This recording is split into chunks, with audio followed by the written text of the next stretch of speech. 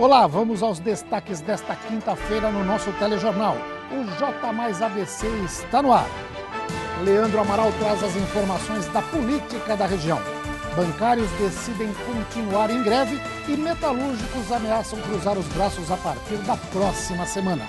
A previsão do tempo para esta sexta-feira e as notícias do esporte no ABCD. Vamos receber em nossos estúdios a advogada e especialista em direito tributário, Andréia Giuliani Negrisolo.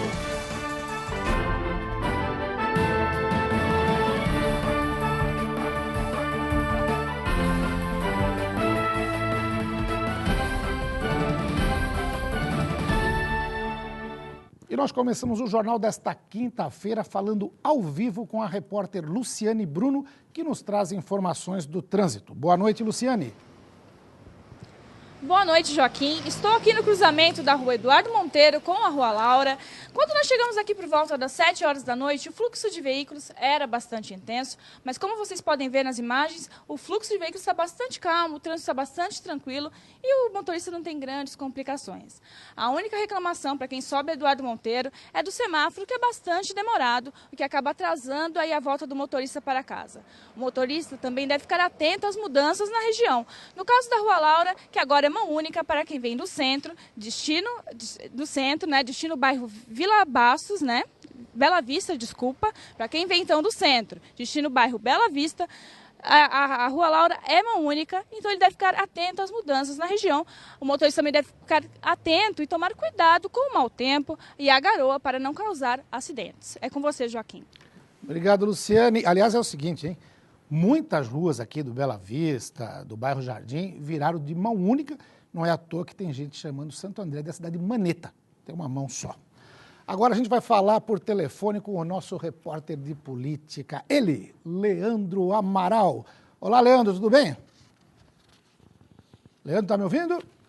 Não, Leandro, eu acho que caiu a linha dele. A gente vai continuar o jornal e depois a gente fala com o Leandro, porque tem notícia importante de política antivéspera da eleição, né? Nesta quinta-feira, bancários entraram no terceiro dia de greve. E no final da tarde, trabalhadores e líderes sindicais se reuniram na sede do sindicato da categoria em Santo André e decidiram continuar a paralisação. Em nota, o sindicato informou as principais reivindicações dos bancários. Entre elas, reajuste salarial de 12,5%, fim das metas abusivas e combate ao assédio moral. No balanço sobre o terceiro dia de greve, o sindicato apontou que 113 agências permaneceram fechadas, envolvendo 1.530 trabalhadores. A greve atingiu a maioria das unidades da Caixa Econômica Federal na região e também agências do Banco do Brasil. Depois dos bancários, agora é a vez dos metalúrgicos, que ameaçam cruzar os braços. Nesta sexta-feira, metalúrgicos ligados à CUT, Central Única dos Trabalhadores, fazem assembleias em todo o estado e podem decidir por paralisação a partir da semana que vem. A categoria não conseguiu uma proposta de aumento real e rejeitou a proposta de reajuste de 6,35% de reposição da inflação. E nem a melhora verificada nas vendas de veículos em setembro, com uma alta de quase 9% em relação a agosto, trouxe segurança ao setor automotivo de uma recuperação consistente. As montadoras anunciaram nova onda de férias coletivas e programas de demissão voluntária, o famoso PDV, medidas que vêm sendo adotadas desde o primeiro trimestre do ano. A General Motors abriu, nesta quarta-feira, um novo PDV para trabalhadores das fábricas de São Caetano e de São José dos Campos, mas não divulgou as metas. A empresa já tem 930 funcionários da planta de São José no famoso layoff, a suspensão temporária de contratos. A Ford, por sua vez, interromperá desde esta sexta-feira até o dia 13 toda a produção de automóveis e caminhões da fábrica de São Bernardo. Os dias parados serão descontados no banco de horas, sistema de compensação de horas trabalhadas dos 3.500 funcionários que serão dispensados. Já a Mercedes-Benz estuda prorrogar por mais 5 meses o período do layoff de 1.200 operários suspensos desde julho e que deveriam voltar a trabalhar em novembro. E agora sim, vamos falar ao vivo com o nosso repórter de política, Leandro Amaral. Olá, Leandro. Grande Joaquim Alessi, muito boa noite a você, os amigos do J mais ABC. Tudo bem, Joaquim? Maravilha. Quinta-feira, praticamente antivéspera da eleição, muita movimentação política aqui na região, né?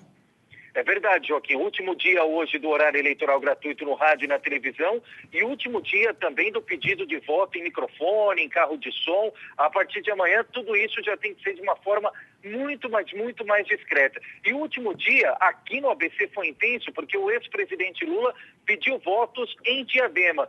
E vou te anunciar aqui uma bomba, uma exclusiva, viu, Joaquim? Opa! Você sabia? Foi criado oficialmente em Diadema hoje pelo ex-presidente Lula o 33º partido do brasil? 33º partido, não bastava os 32 que a gente já tem aí. Qual é esse novo partido? Pois é, eu achando que o 33º seria a rede de Marina Silva, que deve ser criada no meio do ano que vem, mas o Lula já disse que esse é o maior partido, ele já nasce com o maior número e com a maior força no Brasil. E outra coisa, Joaquim, desse partido, já te digo de antemão, você faz parte, eu Opa. Também e tantos outros colegas. Né? Trata-se do Partido da Imprensa, Joaquim. PI.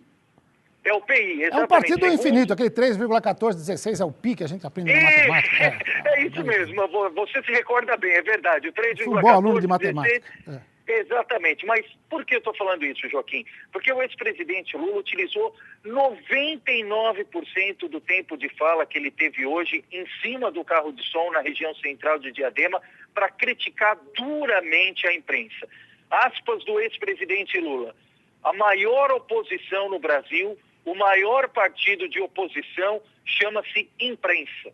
E disse até, viu, Joaquim, que tem uma universidade no Rio de Janeiro, que tem um grupo ali de pessoas debruçadas sobre esse assunto, que fez o chamado manchetômetro. Você sabe muito melhor do que eu, mas para a gente deixar claro aos amigos do J mais ABC, a manchete é justamente, no caso dos impressos, aquele título que fica destacado, normalmente em negrito, que chama atenção. Você pode até não comprar, por exemplo, um jornal na banca de jornal, mas quando você passa, você vê ali a manchete e fica influenciado ou não por aquela informação dada naquele veículo.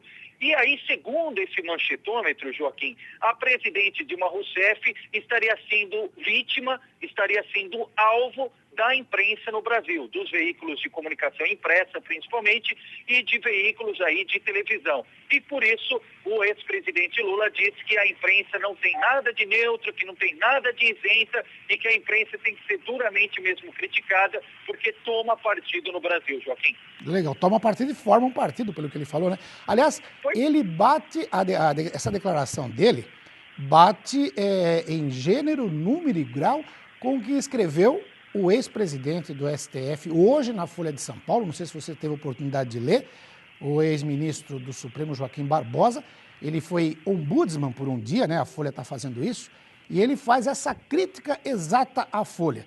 Diz que a Folha tem partido, que a Folha deveria assumir o lado dela o tempo todo, e é essa grande crítica que ele faz à Folha. Então você vê que Lula e Joaquim Barbosa não são tão diferentes quanto a gente pode imaginar, né?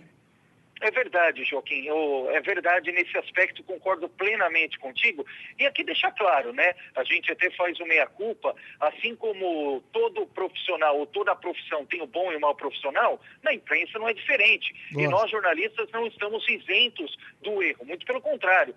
No dia a dia a gente faz de tudo para apurar da melhor forma, ouvindo os dois lados, mas se eventualmente acontece algum deslize, também cabe aqui fazer a retificação de qualquer assunto, de qualquer dado. Mas no caso de Lula, Joaquim, tem se tornado algo recorrente essa fala contra a imprensa, até no sentido de colocar a opinião pública contra os jornalistas, o que não é bom e não é saudável para uma democracia ainda mais recente como a nossa.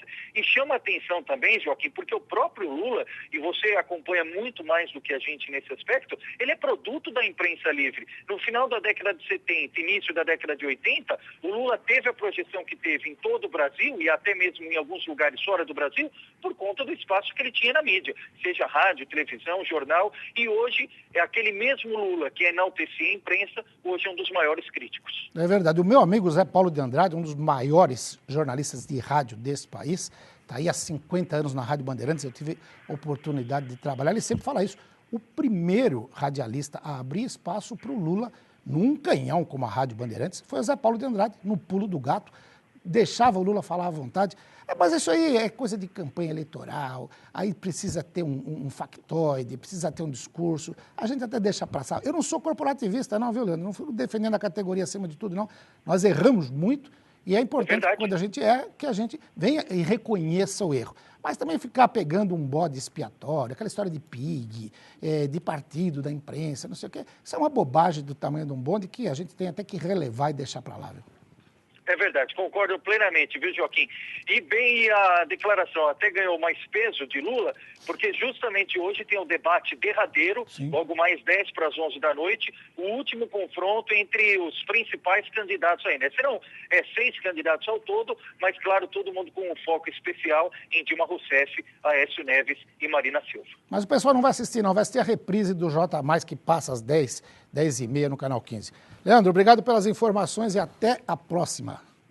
Com certeza, Joaquim. Forte abraço a você, aos amigos do J mais ABC. E claro, já enaltecendo aqui, eu sei que a TV Mais tem falado muito sobre isso, mas essa cobertura eleitoral vai continuar e no domingo, sem dúvida alguma, uma programação especial para todo mundo ficar sabendo do dia a dia do voto do eleitor do ABC. Boa lembrança. Domingo estaremos aqui ao vivo acompanhando a apuração de cada voto, trazendo especialistas. Eu tenho certeza que você vai estar com a gente, trazendo informações de vários pontos do ABC. Até lá! Um abraço, Joaquim. Outro. A seguir, a previsão do tempo para esta sexta-feira. E as notícias do esporte na região.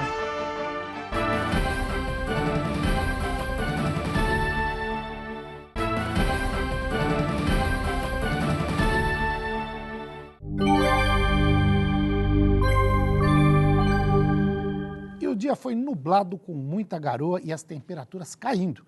Para esta sexta-feira, a promessa é de ainda mais frio e chuva. Vamos conferir. Em Mauá, o dia será nublado com possibilidade de chuva, com mínima de 12 graus e máxima de 16 graus. E em São Paulo, a mínima será de 12 e a máxima de 18 graus. No litoral paulista, no Guarujá, o dia será de sol com garoa à tarde e à noite. As temperaturas ficam entre 15 graus de mínima e 20 graus de máxima. No interior paulista, na cidade de Piracicaba, o dia será de sol com muitas nuvens. A mínima será de 14 graus e a máxima deve chegar aos 21 graus. E agora vamos conferir os destaques do esporte na região. Na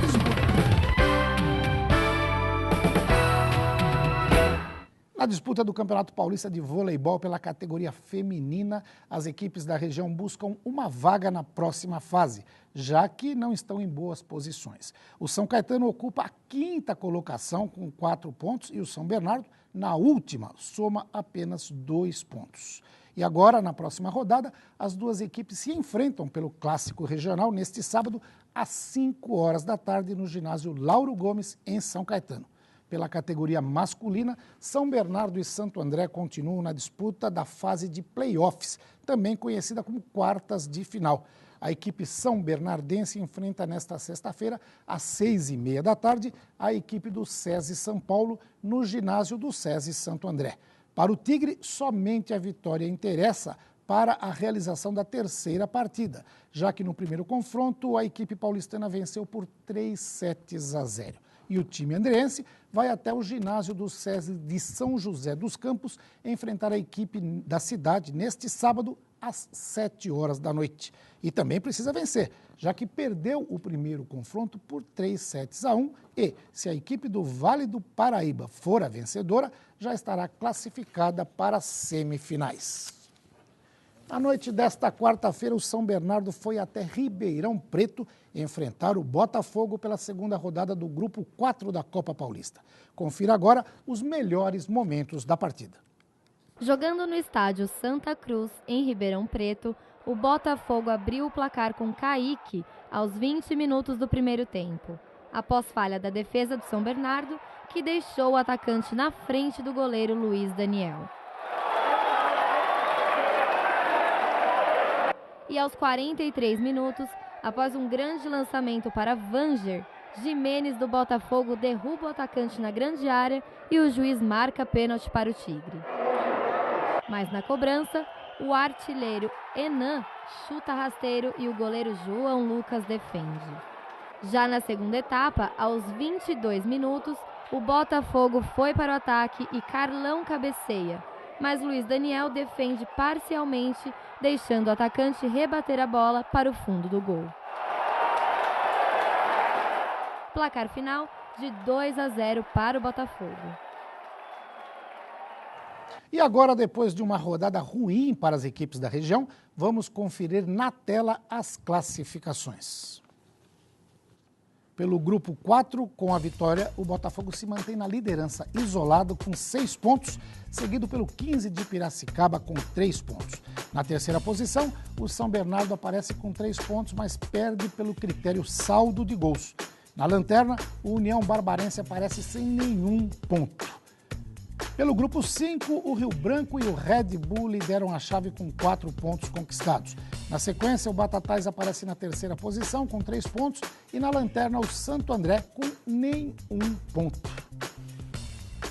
E olha só quem está conosco nesta quinta-feira fria, o quente Léo Lucas. Léo, fria, mas tem notícias quentes relacionadas ao esporte. Tudo bem, Joca? Prazer em te receber na bancada aqui. Prazer é nosso para falar de esportes mais uma vez aqui no J mais ABC e para falar dos times da região, né, da rodada de ontem, da Copa Paulista. Os times da região que, como vocês acompanharam, não foram bem. O Santo André acabou perdendo em casa entre aspas. O Bruno Daniel passa por reformas, então o Santo André mandou o seu jogo no estádio Anacleto Campanella, que também precisa de reformas.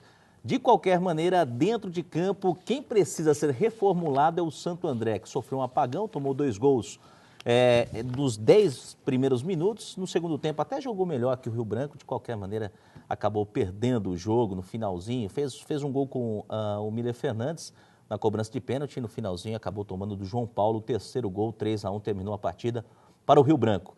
E o São Bernardo ontem, né, deu para você acompanhar os gols aí, 2 falhas, Joaquim, 2 falhas do sistema defensivo, especificamente do João. O João Francisco, zagueiro improvisado, ele que é volante, né, mas atuou como zagueiro novamente, a posição que ele começou, mas depois se firmou como aquele cara na frente da área, dando um combate na segunda linha de marcação do São Bernardo. Atuou improvisado por ali e acabou falhando nos 2 gols, na minha opinião. Legal. Queria dar um pitaco aí, você falou dessa questão da reforma do Santo André, e eu, como ramalhão, empedernido, tenho até a medalha de campeão da Copa do Brasil, né? E eu digo o seguinte, vai demorar um tempinho ainda. O presidente Jair Olivares, ele tem um projeto interessante. O presidente do conselho, que é o meu amigo Celso Luiz de Almeida, tem um outro projeto. Mas eles pegaram o clube em frangalhos. Eu até li uma notícia em jornal outro dia, e a pessoa vai dizer, olha como está o Santo André. Mas quem deixou o Santo André foi exatamente quem estava criticando. Então, está nessa situação ruim por um histórico recente não muito bom, né? Eu vou dizer um negócio, viu, Joca? Eu acredito que na Série A2, diante da campanha que fez até neste ano, uma campanha muito honesta, e não subiu por muito pouco, eu aponto que perder para o São Bento em casa, se eu não me engano, na 17ª rodada, foi o estopim para que o Santo André não conseguisse retornar à elite do futebol paulista. Eu acho que esse foi o ponto fundamental. De qualquer maneira, o que vale ressaltar é que o time está sendo formado para a Série A2. Eu acredito que possa voltar à elite. Em relação ao estádio, é um anseio do torcedor antigo.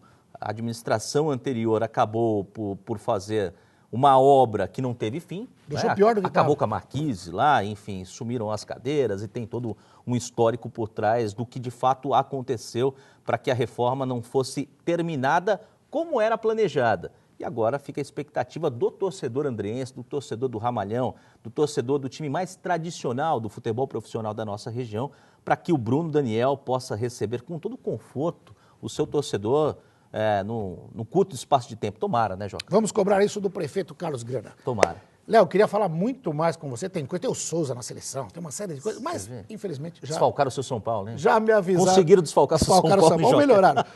Já me avisaram que tem que cortar.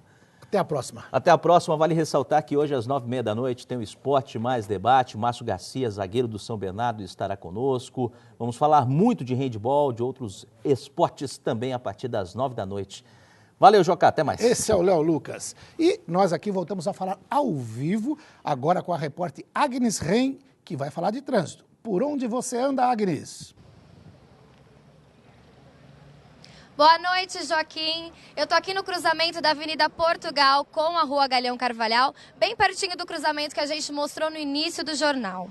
Joaquim, o motorista que vai sentido Vila Gilda tem que se atentar a uma mudança. A Rua Galeão Carvalhal passou a ser mão única. Então, o motorista que vem na Avenida Portugal encontra dificuldades. Ele tem que esperar a boa vontade de um motorista para dar passagem para ele poder fazer o cruzamento, como vocês podem estar vendo.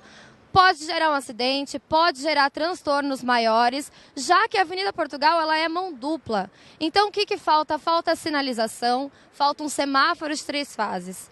Como vocês podem ver, o trânsito agora está bem tranquilo, tem um fluxo bem intenso de carros devido ao horário, mas o trânsito está muito tranquilo, o motorista não encontra problema para voltar para casa, só se atentar às mudanças do tempo e a garoa que deu uma paradinha agora, mas está muito tranquilo. Joaquim, é com você. Legal, Agnes. Só fazendo uma observação, fica ruim para quem desce, né? Quem vem da Praça Allan Kardec, precisa ter um espírito de paciência, virar à esquerda na Galeão Carvalhal e aí acaba conseguindo. E o motorista que sobe a Portugal também tem um espírito de colaboração e esperar um pouquinho também para o pessoal poder entrar. E a seguir vamos receber em nossos estúdios a advogada especialista em direito tributário, Andréia Giuliani Negresolo.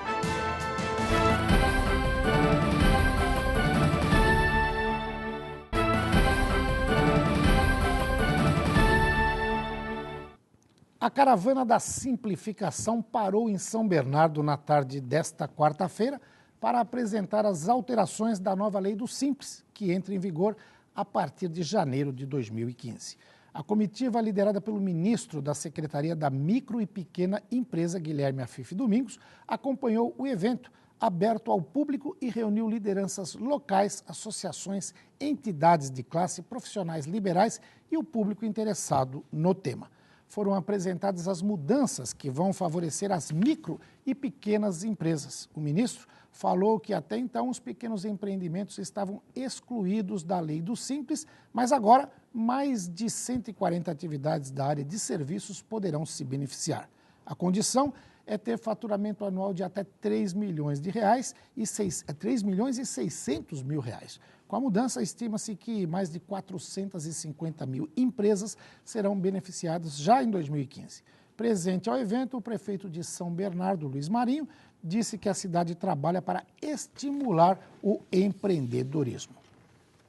E agora vamos conversar com a advogada especialista em direito tributário, Andréia Giuliani Negresolo, que começa hoje aqui um bloco de prestação de serviços de direito para você, amigo e amiga, telespectador do J mais ABC. Doutora Andréia, obrigado por comparecer ao estúdio aqui. Eu que agradeço a oportunidade. Obrigada, Joaquim. Ótimo. Uma advogada tão jovem, mas já bastante experiente. A gente vai começar a falar nesse primeiro bloco aqui de um tema que muita gente que tem empresa já passou ou está pensando em ter empresa vai passar, que é o direito societário.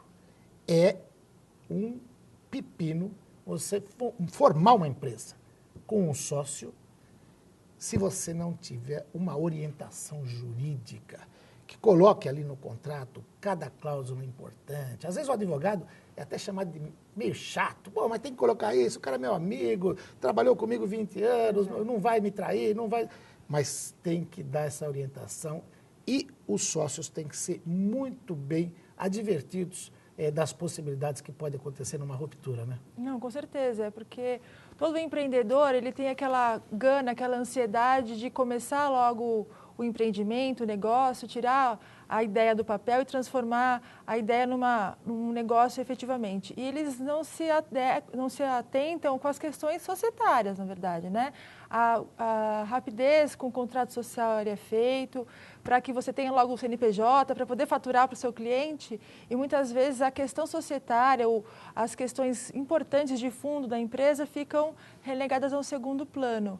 E esse segundo plano, muitas vezes, vem à tona muito rapidamente, né? E o empresário se depara com uma situação muito complicada com relação a algumas desavenças, conflitos. É porque no começo, quando você está montando a empresa, você conversa com um amigo, vamos ser sócio, é tudo as mil maravilhas, parece o começo de casamento, Pois é. Uma lua de mel. Enquanto dura essa lua de mel, tá perfeito.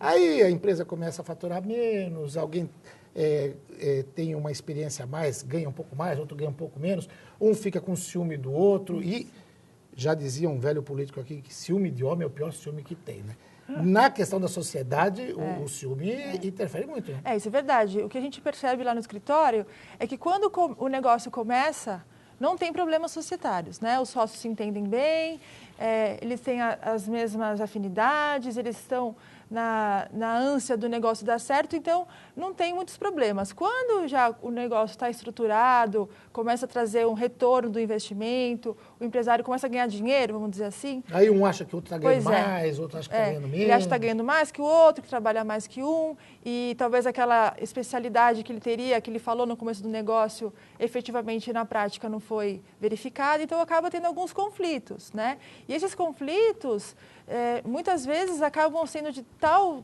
tamanho que até inviabiliza o negócio, paralisa a atividade e os sócios se vêem numa situação muito complicada, né? Até interferindo mesmo nas questões pessoais. Às vezes uma empresa familiar acaba trazendo problema para a família.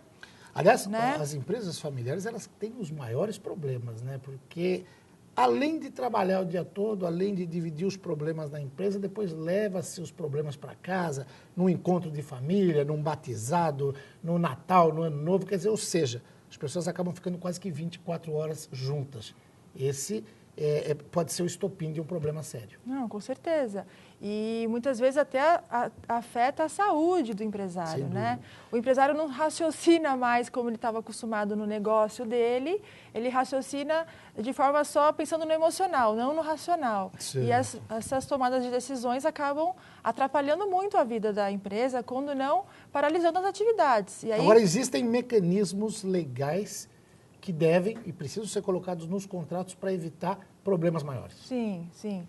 Existem uma série de documentações, porque tem muitas pessoas que pensam que o advogado nessa hora está plantando o problema. Mas não, ele tem uma experiência nessa área e ele consegue vislumbrar algumas situações que podem ocorrer no futuro e eles tentam prevenir, né? Então é sempre salutar no momento que a sociedade está saudável, que os sócios se entendem, que não há nenhum conflito, procurar um advogado justamente para, se no futuro houver algum problema, esses problemas sejam de uma forma mais tranquila de serem resolvidos e não chegar ao rompimento com o sócio e com a própria empresa, né? Tá ótimo. Doutor André, infelizmente o tempo de televisão é muito curto. Claro.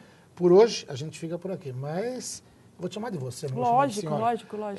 Você vai voltar mais vezes aqui para prestar esse importante serviço para o nosso amigo telespectador. Obrigado pela visita e até a próxima. Eu que agradeço. Obrigada, boa noite. Boa noite. O J Mais ABC, infelizmente, fica por aqui nesta quinta-feira. Muito obrigado pela sua companhia. Você pode rever o nosso jornal em outros horários. No Canal 15, às 10h30 da noite, à 1 da manhã e também às 7 da manhã, para quem acorda cedo. E não perca a edição desta sexta-feira, às 7h30 da noite, ao vivo, no Canal 27. Até mais.